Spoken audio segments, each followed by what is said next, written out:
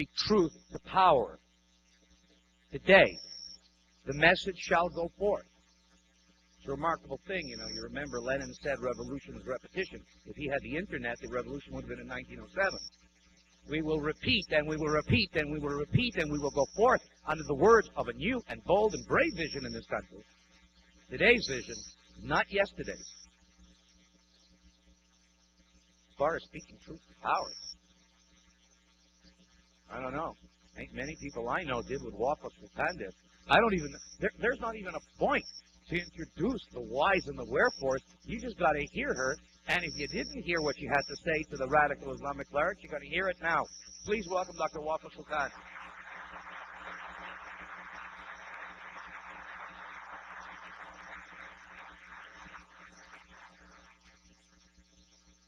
Good afternoon, everyone. My 16-year-old daughter, Angela, always claimed that nobody can understand her mom's gibberish English but her. Tonight, I hope I will be able to prove Angela wrong. I am very thankful to be here today. I would like to thank Mr. Wiseman and Mr. Dim for their invitation and their hospitality. I would like to thank each of you for giving me the opportunity to express myself freely without being manipulated by fear. John Adams is famous for many statements. One of his best facts are stubborn. What I have lived, what I have experienced throughout the first 32 years of my life as a Muslim woman who was born and bred by devoted Muslim parents are facts, and nothing but the exact fact about Islam. In 1979, I was a medical student at the University of Aleppo in Syria. I witnessed the brutal killing of my beloved teacher, Professor Yusuf al-Yusuf. They filled his body with bullets while they were screaming, "Allah is great, Allah is great." At that point of my life, I was traumatized. I lost the trust in our God. And I started to question each teaching of our holy book. I began looking for a place where I can express myself freely. And here I am. Unfortunately,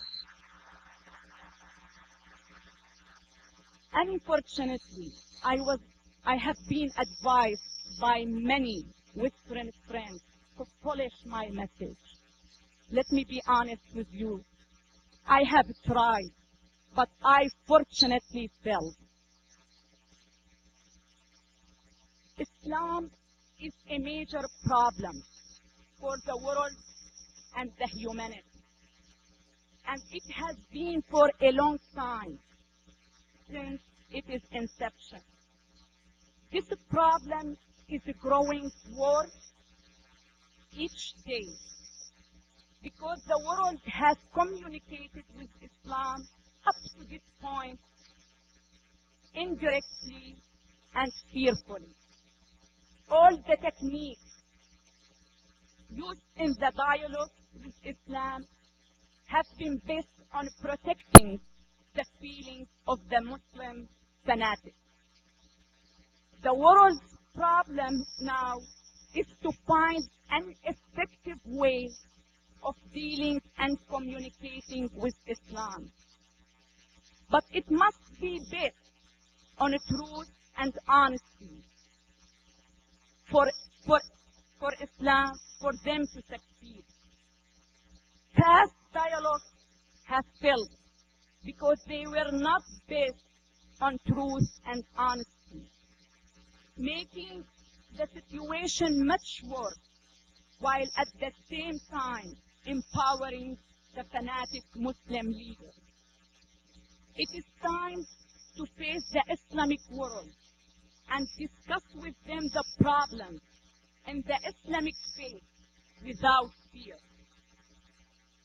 It is obvious that Islam needs a major transformation, and it needs fearless Islamic leaders to do so. The political description of Islam as being a loving and graceful religion is a lie.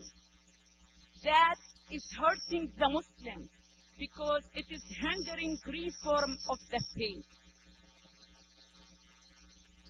The Muslim people know this truth and want to hear them spoken out loud and with honesty.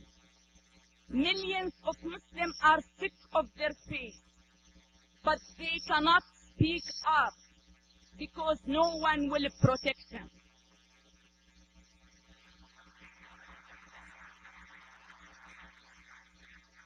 The terrorists and followers of Osama bin Laden and those like him are just following their prophet.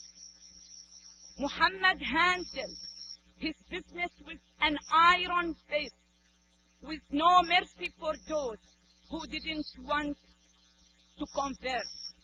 He said, according to Allah's message, I will cast terror into the heart of the disbelievers. Therefore, strike off their heads and strike off every fingertip of them.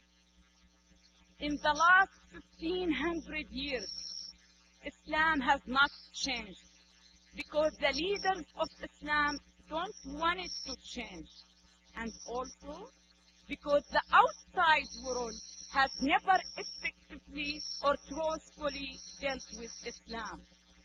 The Islamic fanatics have been taught not only to conquer the land that they were allowed to live on, but also to conquer the spirit of the people who invited them to live amongst them.